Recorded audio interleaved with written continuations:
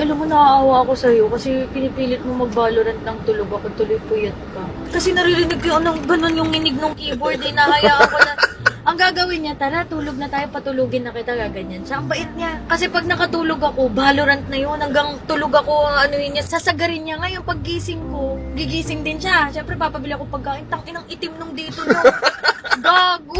Kasi pag naglalaro ko, lagi akong talo. Kasi lagi siyang nasa gilid, may uutos. Ang kapal ng mukha mo, lagi kang talo dyan kahit wala ako. Sa akin mo na naman isisisi ang kabubuhan mo sa Valorant. Lintik kayo. Napipikon pa nga yan eh. Pag gagalaw yan, tapos sasabihin ko, love, saan ka? Napipikon siya kasi hindi siya na, ibig sabihin hindi pa ako tulog. Napagalit-galit pa yan. Pag nakahiga na kami, tapos medyo gagalaw ako konti, hihilahin niya ako. Kaya na naman, 30 minutes. Ang ending, pati ako nakatulog na. Eh di pag gising ko, nakatabi siya sa akin, ang buong akala ko, katabi ko lang siya. Nahahalata akong puyat siya kasi itim nung eye bags, gago. Hindi kasi alam ni B, tinatry ko lang ayusin yung sarili ko. Kasi pag lumabas na yung baby, ganun din, tulog na siya. Tangina ka, ngayon mo lang inayos sarili mo, 30 ka.